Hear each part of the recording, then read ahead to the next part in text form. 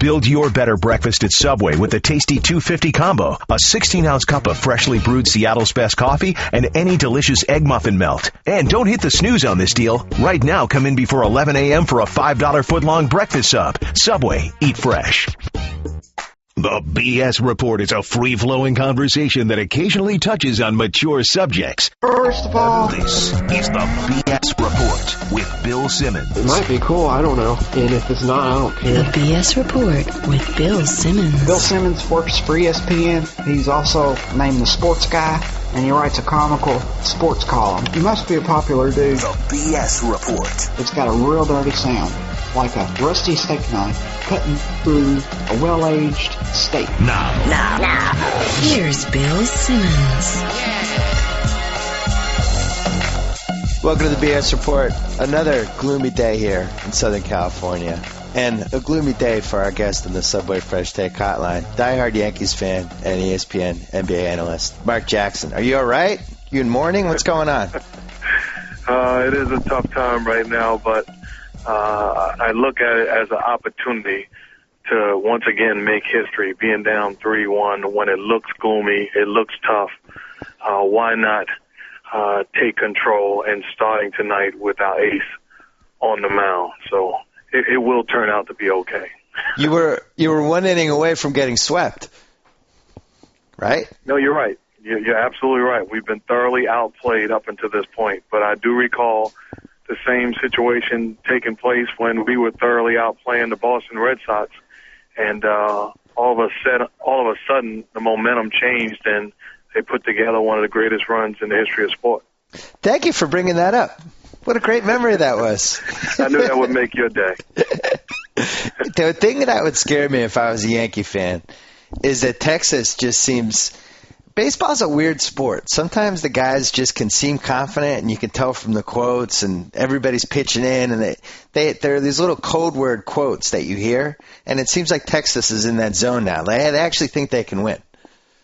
Well, I agree. If I wasn't a Yankee fan, I would love what I'm watching from the Texas Rangers. Almost reminds me of that Red Sox team where it was carefree, where it was no pressure, no stress. It was just about having fun and executing the game plan. I love what Coach Washington is doing with his mentality. They've taken his approach and his mindset. These guys they're a dangerous, dangerous team, and they're not worried about tomorrow and what may take place with Cliff Lee. They are worried about taking care of business right now. I think the Giants are a little bit like that too. So if you blow this series, do you show up for the first week of ESPN telecasts, or do you go in some sort of bunker and we just don't see you until December? I have a lot. It's not like the Red Sox or any other team. We have a lot to hang our hats on. We've had tremendous success, and it's going to continue. There's a lot of teams that would take losing in the ALCS. And then we just won't accept it.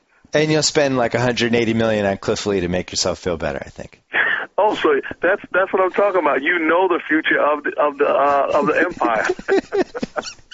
And they probably just get Carl Crawford just for kicks. Hey, Carl, here's $200 million.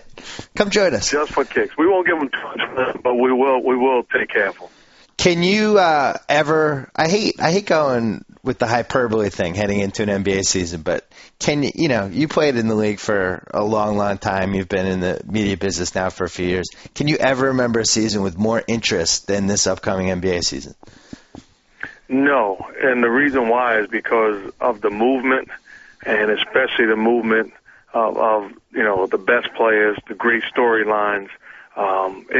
It's really been the talk of every town. Whether you go into a barber shop, whether you go into a grocery store, wherever you are, people want to know about different teams, different players. LeBron, the Miami Heat, how will Kobe and the Lakers react?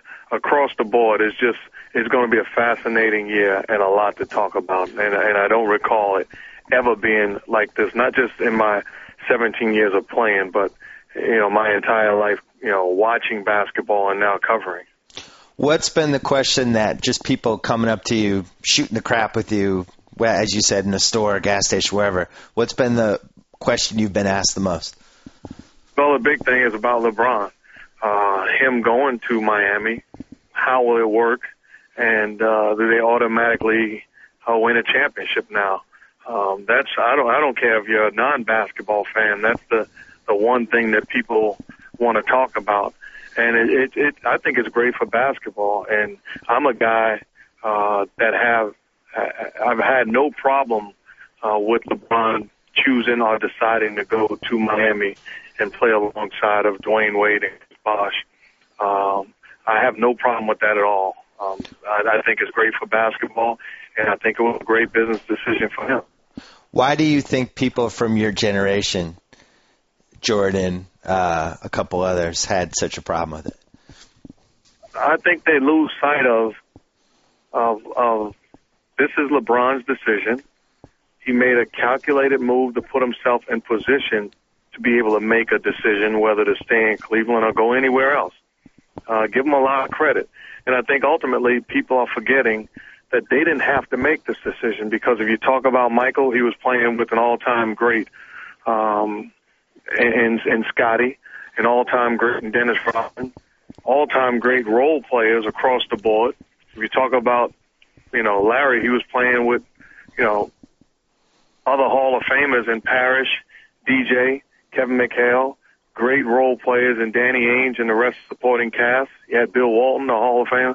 If you talk about Magic, he had an all-time greats in Kareem, in Worthy, and great role players across the board. So these guys forget. And then in Barkley, he made decisions to go to Houston, to go to Phoenix, and he had opportunities. I think LeBron James put himself in position to have an opportunity years from now to say, I gave myself the best chance to win multiple championships. And that's something that you got to respect. Yeah, I thought Jordan and Barkley, I think, would have played with each other had they had the chance. I don't think there's any doubt that in '96, before they got Rodman, if Barkley had become available, both of those guys would have jumped at it. I still don't think Bird and Magic would have ever played together, because I think they did love measuring up against each other, and they love that rivalry, and I just think they like the rivalry more than the possibility of playing together. I guess for me as a basketball fan, I'm just disappointed that LeBron and Wade, I just love when they played against each other. I had more fun watching that than I think I would have watching them play together. Do you care or no?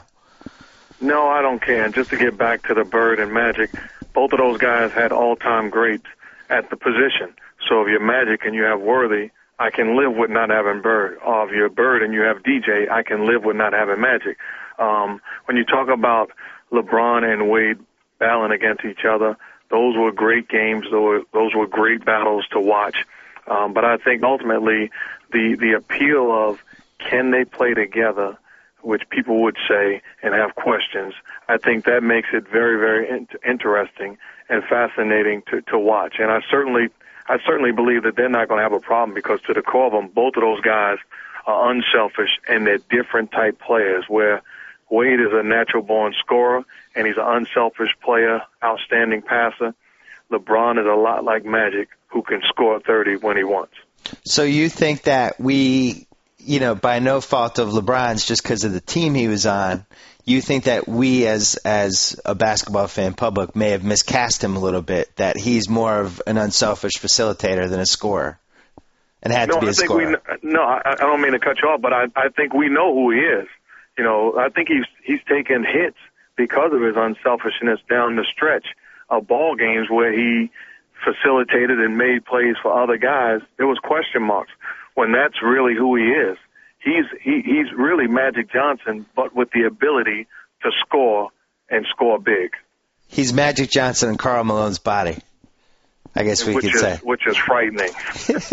But, I mean, at the same time, this is somebody that won back-to-back MVPs and somebody that, heading into each playoffs, we felt was going to win the championship and then start the Jordan versus LeBron discussion, and it didn't happen, and now we're all revising our expectations. Oh, no, he's more of a Magic type. He's going to go for a triple-double.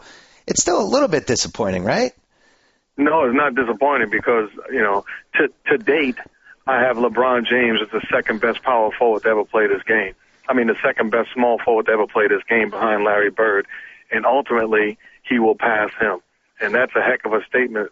I've watched the all-time greats, and this guy is an elite talent and as good as as good as it gets. And I think ultimately, when it's all said and done, you will have a guy that will be the all-time leading scorer in NBA history, and he'll be number 2 or number 3 on the all-time assist list, which will put him into discussion as one of the all-time greats, if not the all-time great. And I don't think that's something that you could just brush over. This guy is a phenomenal talent, and he's going to be around for a long time to come.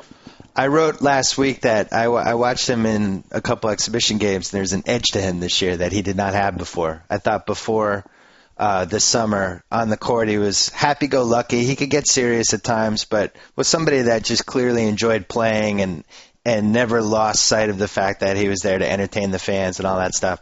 Now it just seems like he's got that look on his face. Do you think that's a good thing or a bad thing for him? I think it's a good thing for him, but at the same time, I would encourage him to not lose the enthusiasm that he's always played with since he picked up the basketball. That's something that makes him special. That type of energy and enthusiasm is contagious and across the board, where it sends a message to everybody else on the team that we can have fun, but everything is all right no matter how hot it gets. And he's really taken that role and really flourishing with it. You can watch it early on this preseason. If he had come to you on July 8th and said, Mark Jackson, I can't decide what to do. You tell me, what should I do? What would you have told him?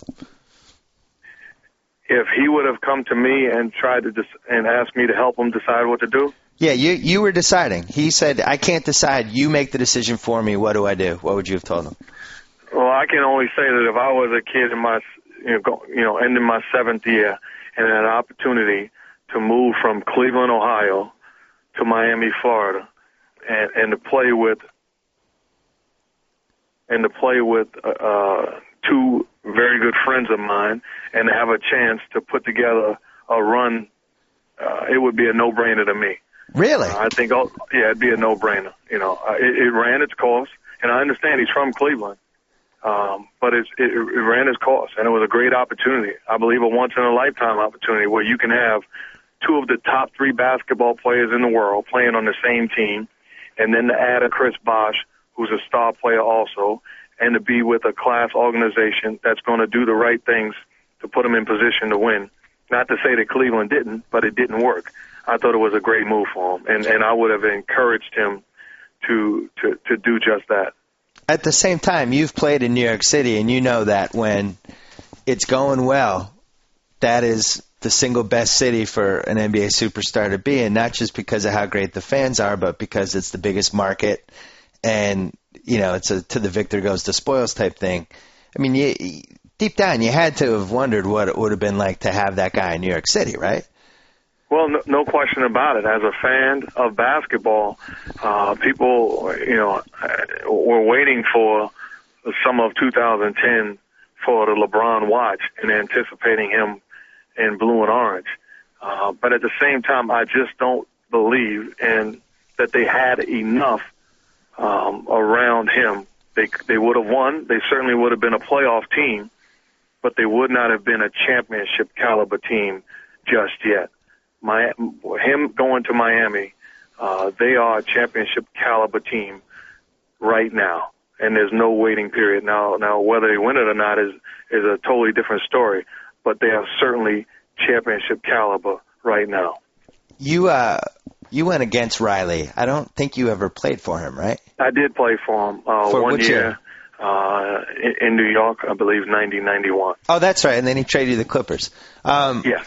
Do you think his role in this whole thing was the most underrated part of this entire saga? Because it seems like LeBron met with all these teams, and there was something about Riley that kind of pulled him toward there. And Riley, nobody has really talked about that much, but I wonder, how compelling do you think Riley was during this whole thing? No, as big a part as there is. And I'm a guy that played for Pat Riley, have tremendous respect for him as a coach, as a leader, so prepared, so organized, and a professional.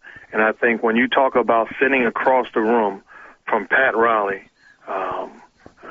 versus sitting across the room from, some of these other teams presenting their package, it's a different level.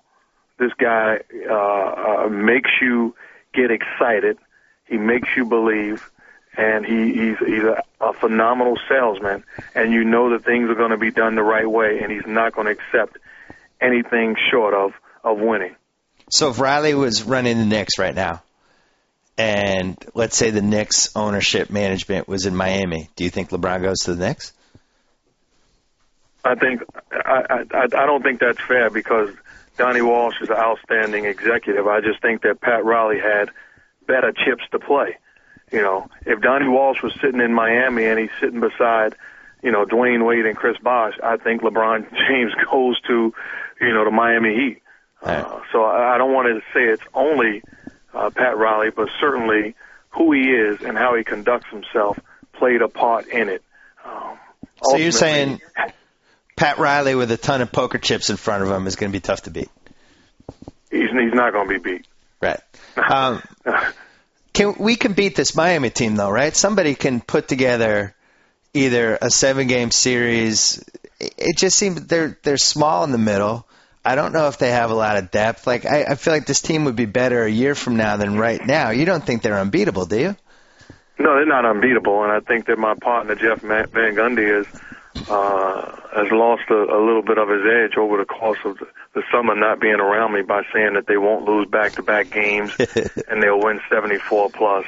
I've been on the phone with him, counseling him and trying to help him regain his old self back. The truth of the matter is, they will lose games, and they certainly can lose in a playoff series. It's going to be tough, but when you look at Orlando, when you look at Boston and what they've been able to do, those teams can compete and can beat Miami in a 7-game series. At the same time, I don't think that Miami has the flaws that people say. When you're able to have Ilgauskas, Joel Anthony, Udonis Haslem, Jamal McGraw, clog up the middle, those guys are more than capable and is proven to do the job in the middle. Surrounded by shooters, surrounded by solid point guard play in Chalmers and Arroyo, and you also have the 2 stars in Wade and LeBron that if I was coaching would be the point guards because of their ability to make plays. There's really not a lot of vacancies when you talk about that Heat lineup.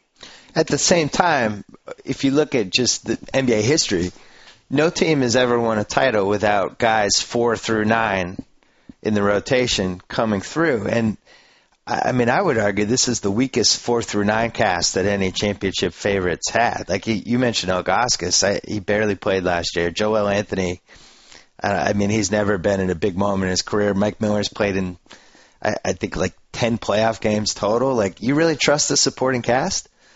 Absolutely. The reason why is because everybody that you just named, we know what we're going to get from those guys. I'm not asking Mike Miller to go and get me 30 a night. I'm asking him to knock down spot-up shots, the thing that he does as well as anybody in basketball. I'm asking Joel Anthony to block shots, to rebound, and protect the paint, something that he's more than capable of doing, something that he's done in the past. If you're asking Ilgauskas to make spot-up jump shots, to rebound the basketball and play off of the stars, he's done that. These guys are proven. If you're talking to Arroyo or Chalmers, solid point guards who can hold the fort down, who can compete and limit their mistakes. You're asking the 3 star players to make plays and make the other guys around them better. I certainly think when you're playing with LeBron, with Wade, and with Bosh, the role players get better because of the presence of the superstars. Art, what do you think about these guys with the bullseye on their heads for 100 games a year versus, especially you look at somebody like Wade who's been able to go on cruise control the last couple of years. Basically, he can, show up depending on what night, take a night off, whatever. Now, there's no way to take a night off with the way the schedule's set up. Do you think that changes how they play at all? I don't think it changes at all, and the reason why is because if you look at both of those guys, specifically LeBron and Wade, those guys have had the bullseye on their backs from day one. If you look at Wade, he has carried the Miami Heat, in my opinion, single-handedly winning a championship with a 1-4 high isolation where he made plays and willed his team to winning it all. Right. If you look at what he did last year in the discussion for MVP, getting a shorthanded Miami Heat team into the playoffs and with a legitimate shot time and time again. If you look at LeBron, the bullseye has been on his back because of who he is and every night basically being on national TV. So these guys had to bring it. So they're accustomed to what's about to come their way in a little over a week. But at the same time, everybody was rooting for those guys the entire time. We liked watching them, and now they've kind of assumed this almost like a villain role. Like how do you think they respond to that? You got to love that. As a competitor, you love the idea of going into somebody else's house and kicking over their table and kicking over their couch and turning off their TV or grabbing the remote. And these guys will not only be doing it in somebody else's house, but they'll do it in their own house because people will be watching, rooting against them and rooting for them. So it's going to be a challenge for them, and it gives them a competitive swagger, a competitive edge when you listen to the quotes, we're going to prove people wrong, or who cares what other people say. That's something that folks may say, you don't need that as a pro to get you going. But it's a long year. It's a grind. It's a marathon, not a sprint. And those guys will use that as a motivation to not just win with the idea of winning one championship, but to put together an incredible run. And you played with Reggie Miller, who loved nothing more than going into somebody else's building and shutting it up. Jordan, here's why I don't think they can win 72 games. And Steve Kerr told me this once. The reason they won 72 that year was there were 8 or 9 games during the year when, just because of how the schedule breaks down, it's a back-to-back, it's a 4 and 5 nights, the team's dead, you're on the road, you're going to lose. But Jordan just had that crazy competitive gene and just would not let them lose, and he single-handedly won those 8 games. Do you think these guys are wired like that? I think that these guys, it's not fair to say are they wired like Michael Jordan. Okay. I think Kobe Bryant is wired like Michael Jordan. I think these guys are phenomenal basketball players that want to win. I think ultimately give credit to the Bulls team. That's awfully nice of Steve Kerr. But Michael Jordan didn't single-handedly win those games. When you talk about what the role players did on those nights, whether it be defend, whether it be knock down big shots, whether it be being ready, I think ultimately that made that team a special team. This team, when you look at teams around this league, they're going to lose games because teams just play better. It won't be because they're not ready. It's just that teams played better, and they went after them. So I don't see them winning, 72, 74 games. That's a lot of games to win. But I do see them being a legitimate chance, having a legitimate chance of winning the whole thing and being a fascinating story throughout the course of this NBA season and winning a lot of games. Kobe slipped through the cracks this summer. You just mentioned him. He's back-to-back titles. He's on the verge now of starting to hit some pretty big records and landmarks, and now the Jordan discussion at least can be had, in my opinion. But do you think that the fact that he took such a back seat, how is that going to fuel him this season? I don't think he's not a guy that's going to be fueled, and he said it himself. He's not going to be fueled because of taking a back seat or because of the stories of LeBron and Wade and all the other stories. He's a guy that's fueled with, okay, now I have to prove again that I'm the best, and now I'm chasing against myself. I'm chasing against winning last year and doing what I did last year. Now I want to step it up another notch. He's not battling against the other guys in the league or the other teams. He's battling against history. He's battling against Jordan. He's battling against all-time greats. He's battling against Kobe of last year. This guy is a different breed, and it's really refreshing to watch because it's a old school mentality, and I think the mentality shared with Michael Jordan, where these guys just their mindset is totally different than guys that we've seen. Are the Lakers better or worse than they were last year? They're better. Kobe Bryant, not playing much in the off season. He's going to need some time to get his rhythm, and he doesn't look like himself right now other than in spurts, struggling shooting the basketball. But I think the addition of Matt Barnes, a proven guy that can replace Ron Artest, can battle defensively and knock down shots. And you talk about Steve Blake, a reliable guy that's not going to worry about how many minutes I'm going to play, but's going to be ready whenever he's called upon. Theo Ratliff, a shot-blocking big man that can clog up the middle. They certainly, in my opinion, are better than last year. The wild card is, will Andrew Bynum come back healthy and able to do what he's done, thus far throughout the course of his career. How about the Celtics? Well, if you put Shaquille O'Neal and Jermaine O'Neal on the Celtics, they win the championship last year, and you think about Kendrick Perkins going down, it hurt them. I thought they were in total control of Game 7, and the Lakers took over, missing Perkins and the way that he anchored their defense. So having those big bodies are going to help them a lot. They're a team that I wouldn't want to face in the playoffs. You talk about age and how that's going to play a factor. It will play a factor, but they know how to win, and the experience means a lot come playoff time. My concern is, will both O'Neals be able to play pick-and-roll situations the way that Rasheed Wallace did or Kendrick Perkins did? They won't be that good, but can they find lightning in a bottle and be able to anchor the defense until Perkins gets back and then give him solid minutes? Hold on, I'm just mourning Game 7. I still haven't gotten over it. It came down to 3 plays. It was in the last 3 minutes. It actually, at the end of the third quarter, I think the Celtics were up 9 or 11 or something like that, and then they didn't make a shot for 6.5 minutes. I still can't take it. I don't think any team's ever come closer to the title and not actually won it. I agree with you. I think the fact that they have these big guys and the extra 12 fouls is going to help. I do worry about what happens when Perkins comes back and you have all these minutes for all these centers. What, you don't worry about chemistry issues potentially?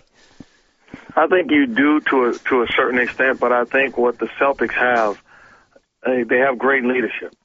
Doc Rivers is a great leader, a great coach, and they believe in him. And I think if you had a different coach there that didn't have the respect and didn't demand the respect or wasn't a leader, then there could be some chemistry problems. I think ultimately the first sign of chemistry problems, Doc Rivers is going to have a team meeting, and he's going to address those problems.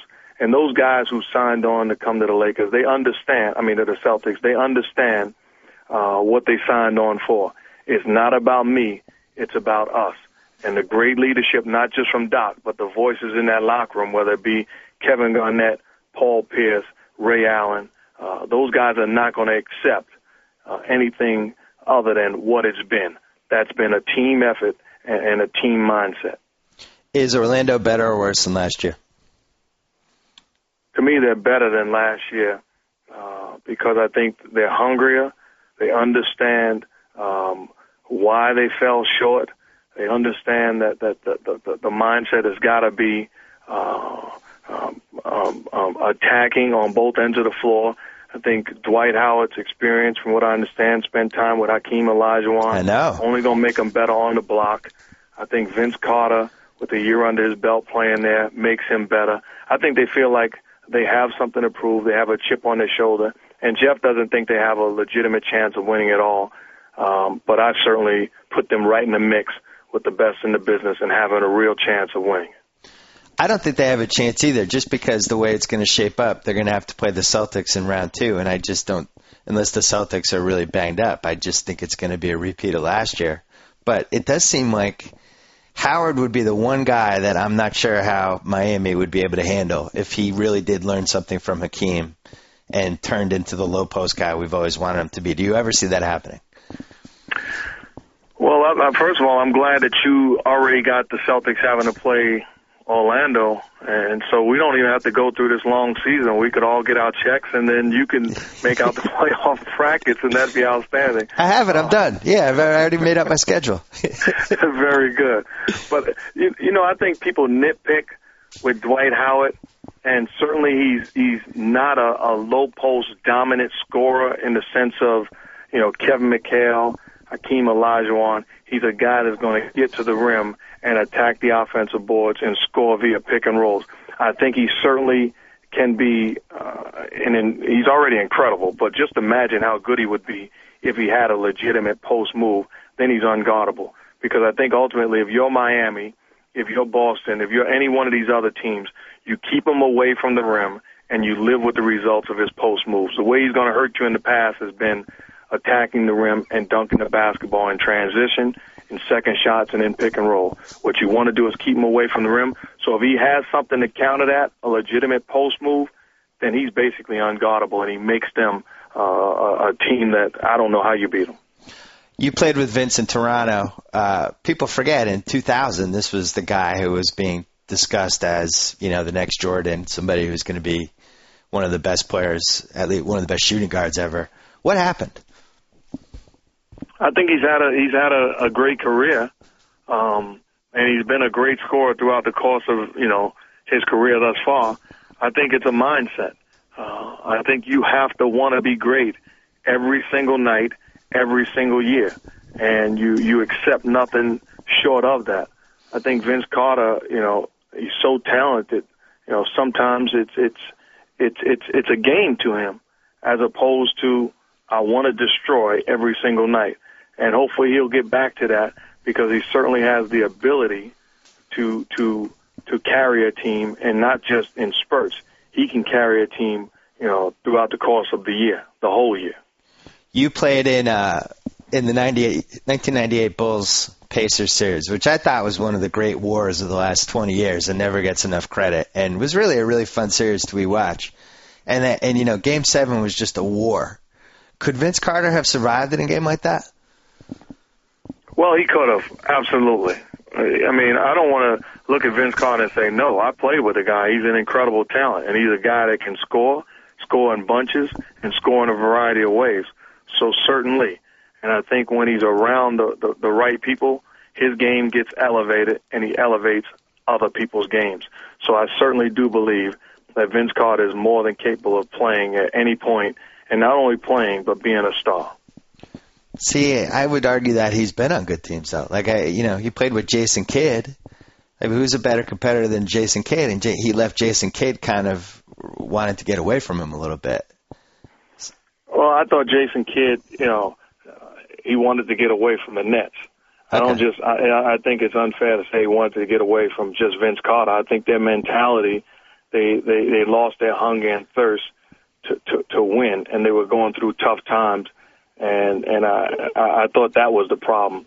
Vince Carter played exceptionally well for his time in New Jersey. At times carried that team. When Kidd was hurt, when Kidd was hobbled, Richard Jefferson at times struggled, and Vince Carter put together great runs. I just think ultimately that team it ran its course. They got tired of each other across the board. The Oklahoma City, I won't mention their last name because I'm still bitter they're not in Seattle. Why can't they make the finals? Let's start there. Youth, inexperience, and most importantly, the Los Angeles Lakers in the Western Conference.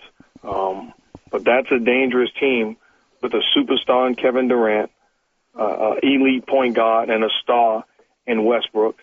And some great young pieces around those guys, and I think that they did well in the draft. So that's a team that the interesting thing is going to be: are they satisfied with what they did last year, or do they want to continue to get better and knock the doors down?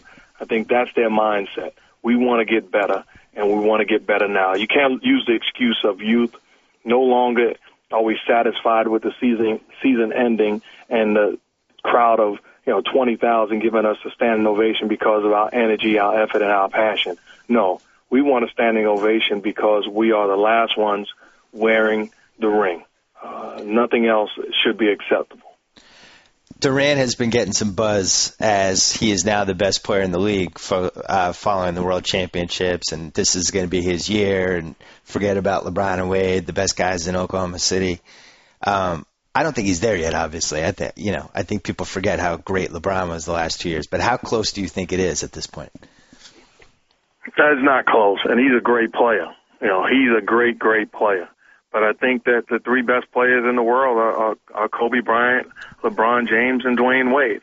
and then there's a gap between that. That's not a knock. Kevin Durant is a superstar, and he will be the best player at some point. And he's a guy that can get you 30 a night and do it with ease. But when you talk about Kobe and LeBron and Wade, they're the best. And Kevin Durant has said it himself after Ron Artest said that he's the second best player in the world. He said, "No, I'm not." So I give the kid credit by the way he conducts himself. He's a true professional and works extremely hard. There's a reason why this kid is going to be a superstar for a long time to come, and he did an outstanding job of leading that team to the gold medal. He's one of the MVP favorites this year. Who do you think wins the MVP? That's going to be awfully tough. He's going to be in the discussion, certainly in the discussion because he's going to carry that team. I think he's taken the challenge on the defensive end. He's a great scorer. I think Dwight Howard is another guy that's going to be in the discussion because he's the anchor of Orlando's defense because of what he does across the board on both ends of the floor. And I think LeBron will be in a discussion because of the way that he's going to carry that team and make plays, not just scoring-wise, but defensively and facilitating. But it's going to be an interesting season, and that's not to mention Chris Paul and him being back, at full strength and really eating up every category on the stat sheet. What rookie are you most excited to see in person? John Wall. And the reason why is because I'm a point guard. Because if you look at John Wall and what he can do on the floor, we rave about Rondo, and I look at John Wall, very similar, but even more explosive. So if we rave about Rondo, then what do we expect from John Wall? It'll be interesting to see how he, from day one, takes over the realms and becomes the leader of that basketball team and demands that they go out and take care of business on both ends of the floor. And if they do that, they have a legitimate chance of, playing come playoff time. I don't know if you've seen Blake Griffin this year in the preseason, but he's been incredible. I mean, he might be one of the best 25 players in the league right now. The catch is that he plays for the Clippers. You had a cup of coffee with the Clippers. What is it about this franchise that, I've written about a curse that's, dates back to 1976, kind of half jokingly, but clearly something's going on here. Do you have, just from your brief experience with the Clippers, do you have any sort of take on what the problem might be? No, I actually had, a good time with the Clippers. We went to the playoffs and we were successful. I just think it's a mentality. I think the mentality is that we are going to be an elite team across the board. How we travel, how we conduct ourselves, how we play on a nightly basis, how we compete, and we're not going to accept anything short of that. I think when you have that mentality, then great things happen. I think that mentality has been compromised, and therefore they've fallen short in the past. It's going to be interesting to see because Baron Davis is a guy that on a given night you can live with him on one side of the court, and you can take your pick of any point guard in the league, and you would be fine if Baron Davis is ready to play and willing to play. It doesn't matter who's on the other side of the court. He can handle his own and at times be the best on the floor.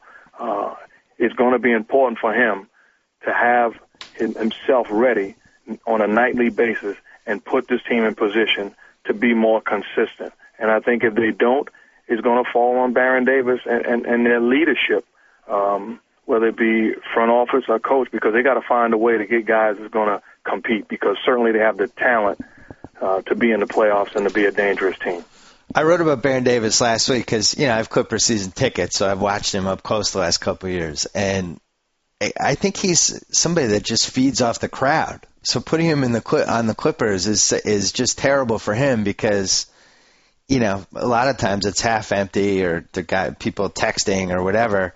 I thought the Knicks should have made a run at him this summer. I think that's somebody that if you put him in the right city, he really would go crazy. Do you agree with that? It's a dangerous get if you're the Knicks because you're betting that 20,000 is going to inspire this guy to do his job when 80 million isn't.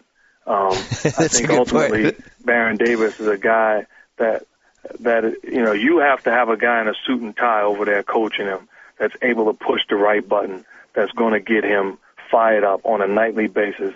And then you're going to have to remind him at times, if you're not getting it done, I'm not going to leave you on the floor. I'm going to find somebody else that's going to do the job, and when you're ready, you'll show me. But we're going to do it my way and not your way, because your way has proven to get us out of the playoffs and to get us on the inconsistency side of things rather than, consistent and playing at your level. So I think it's important to, as a coach, sometimes you have to hold him accountable because other people are watching, and not just him, but across the board. And when you don't hold people accountable, that's when you fall short as a team and an organization. Do you think you value coaches a little more than some others because you played for Larry Brown and Pat Riley? So two of the greats. I've been fortunate enough to play with, 5 or 6 Hall of Fame coaches throughout my career. And I certainly understand what a tough job it is. And I certainly understand what doing a great job is and what doing a poor job is. If you played 17 years, you played for some great coaches, and you played for some coaches that have cut corners also and wasn't as good. And I think a lot of times teams can be better. I made the point. You look at the Milwaukee Bucks last year. The difference was the job that Scott Skiles did. I don't know Scott Skiles like that, and I never played for him. But the job that he did, having his team ready every single night, they prepared, they were organized, and they played extremely hard and extremely unselfish. That was the difference with him making the playoffs and some other teams in the Eastern Conference not making the playoffs. They wasn't holding each other accountable, and they fell short. Excuse after excuse after excuse.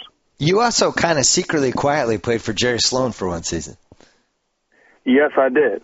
And I will say the one thing about Jerry Sloan is his teams execute and they play extremely hard. There's a lot of things that I don't agree with. I wasn't in love with in my time with Utah, but I give them credit. Heck of a coach, and they play hard and they execute, and that's a reason why they win. We mentioned 5 teams that can win the title. Did we leave anyone out? I forgot the teams that we mentioned, but I believe that the Lakers, Miami, Orlando, Boston. And I'm throwing in Oklahoma City. You can't stop me.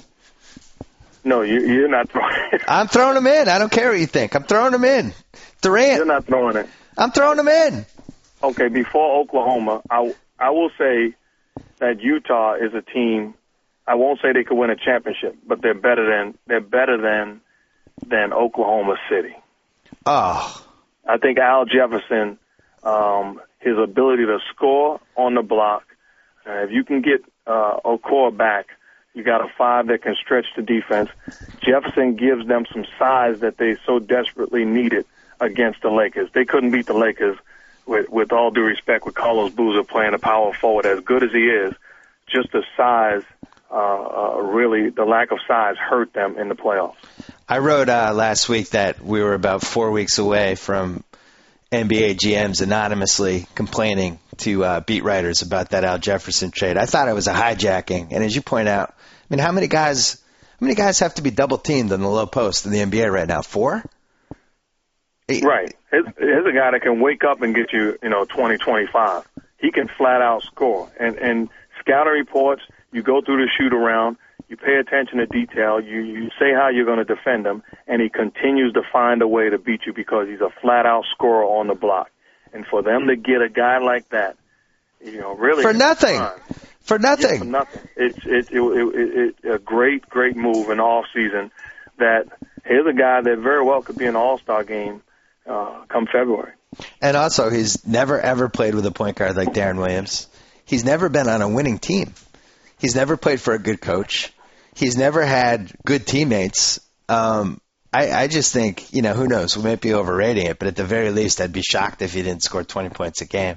And I agree with you. I think I still have Oklahoma a little bit higher than them only because of Durant and because I just think he's going to make a leap.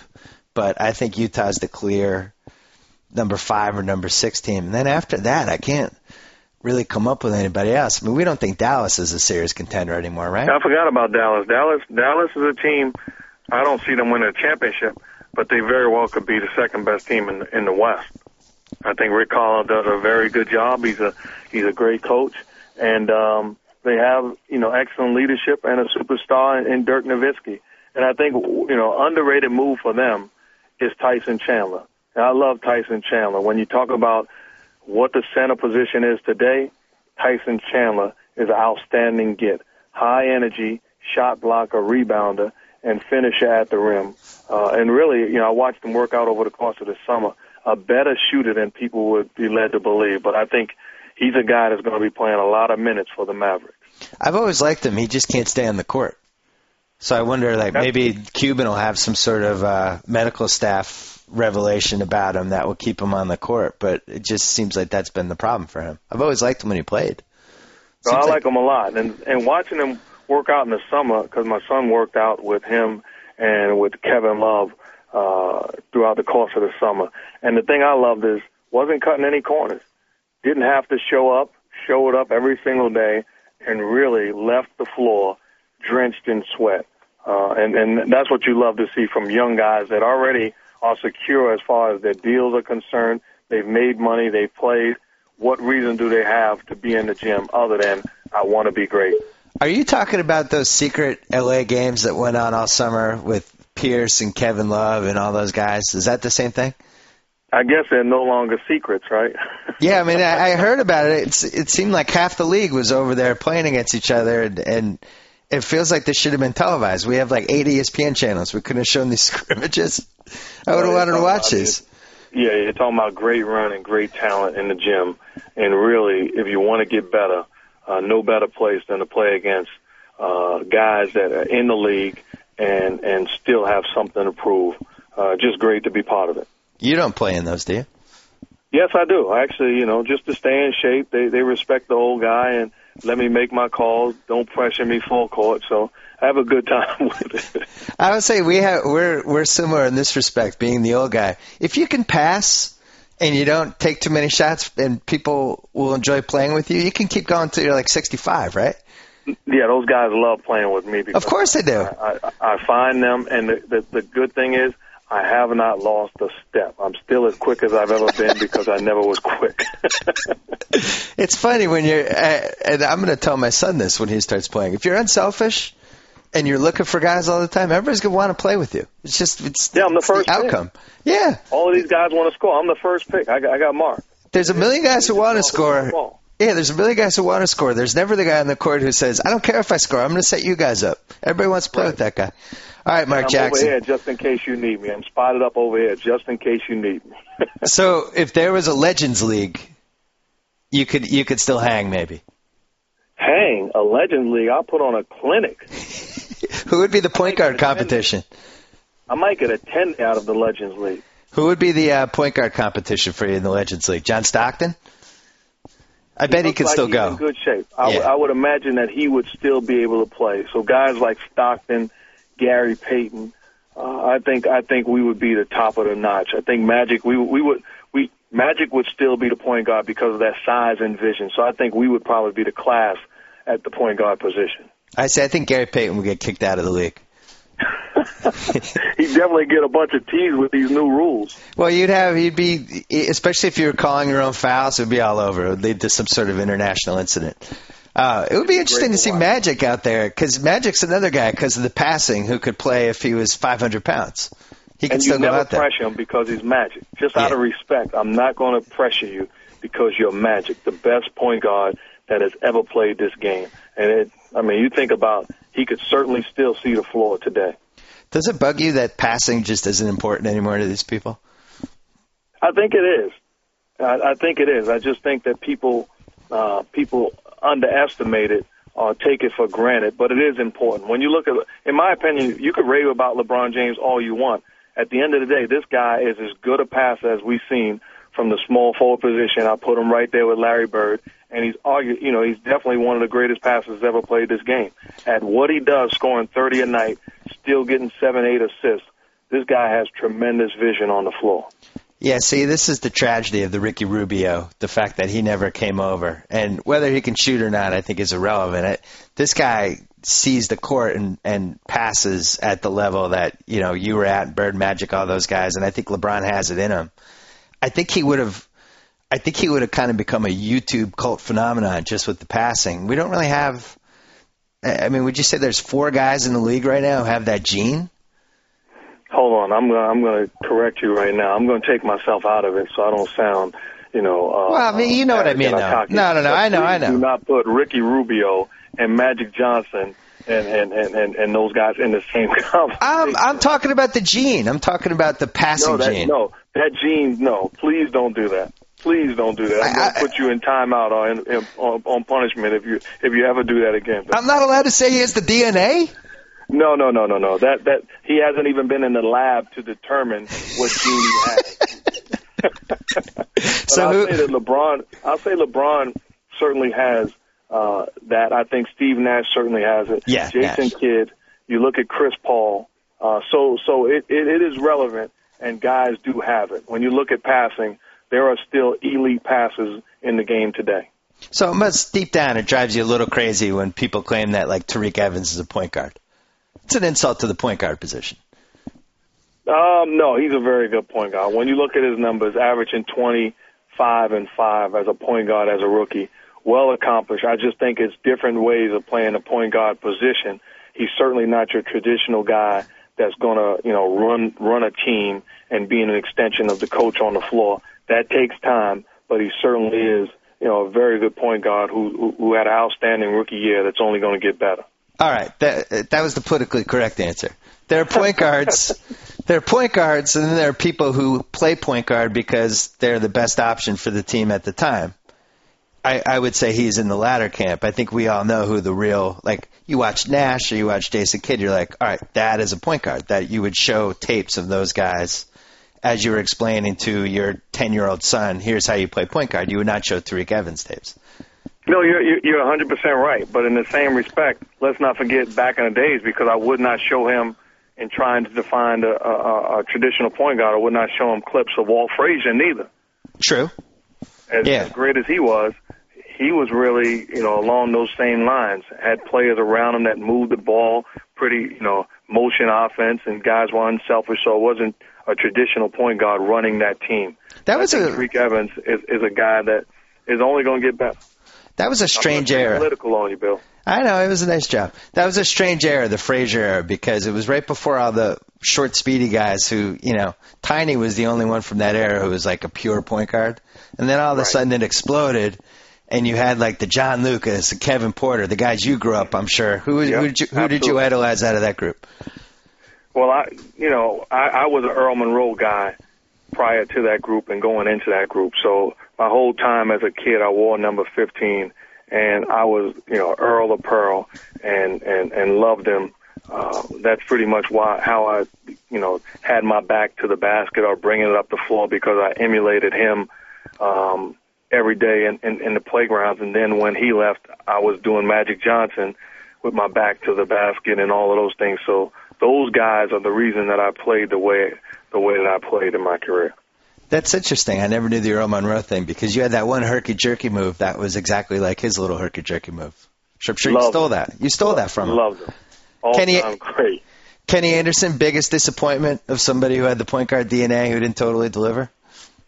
No, because I don't think it's fair to say that he didn't totally deliver. I think he was a great college player.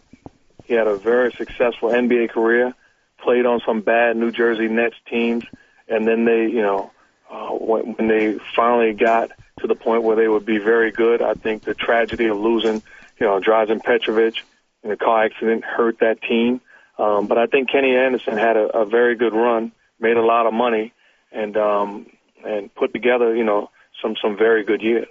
You played with, in the 90s, you were with, the salaries exploded basically for the young guys. You were there for that. It seems like that had a bigger impact on that generation of NBA players than anything, the fact that these guys got paid too much too soon. Did you realize that was happening as it was going on?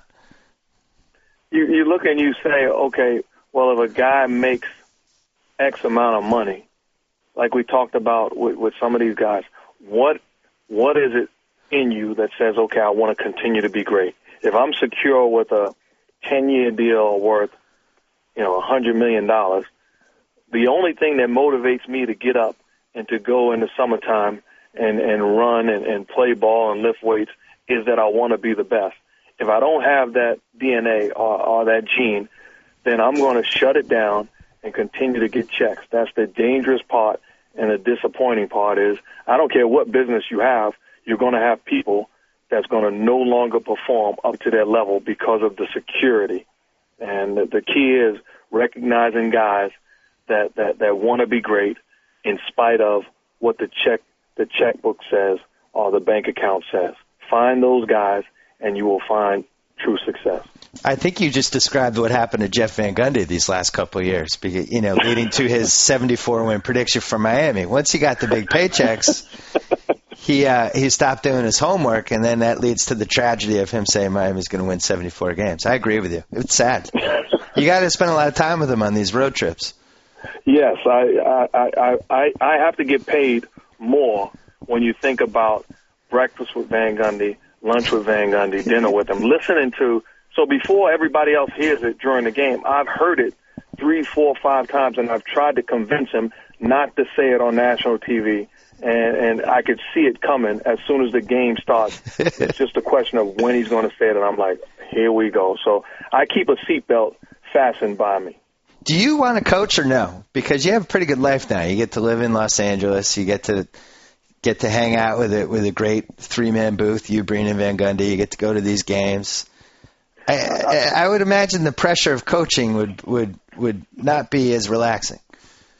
No, I really enjoy what I'm doing right now. And you talk about having a relationship with guys over 20 years, and Mike Breen and Jeff Van Gundy, who I respect, who I'm having a great time calling games with. There's no agenda. We just, call it as we see it, and we don't worry about stepping on each other's toes because we know we're true friends. But I do look forward to coaching in this league and have an opportunity. I've been blessed and fortunate enough to go through the interview process and even be finalist a couple of times, and teams have gone other ways. But I'm excited about the opportunity to one day coach in this league or run a team. So you're excited for when Eric Spoelstra starts out slow and Riley calls you. How fast can you get here, Mark? We need you. I think if you see that, you may call Riley before me. Well, let me tell you something. At the very least, we could agree you could be a GM, because I'm pretty sure you wouldn't have traded Al Jefferson for 2 non-lottery picks. Oh, there's a lot of moves that I would not have done, so you're right about that. I don't think you would have given Channing Frye $30 million or Darko $20. I can't see you doing some of these things. Anyway, Mark Jackson, what's your first game? Actually, I'm working this Friday, Golden State against the Lakers, preseason game in Ontario, California. Oh, well, there you go. We'll see you then. Thanks for coming on the BS Report. Talk to you soon. Thanks so much. Keep it going. So I get to sign off. Whoa! Thank you for downloading the BS Report with Bill Simmons. Too much fun. Check out more podcasts at the iTunes Music Store or at Pod Center at ESPNRadio.com. Peace out. That concludes another episode of the BS Report, and we leave you with this final thought. Subway Restaurants is cheering on Jared. As if losing almost 250 pounds wasn't enough, Jared has run 552 miles training for the 2010 ING New York City Marathon. He fuels his training with the low-fat Subway Club. So now, to celebrate this landmark achievement, the Subway Club is the newest $5 footlong sub for a limited time, so hurry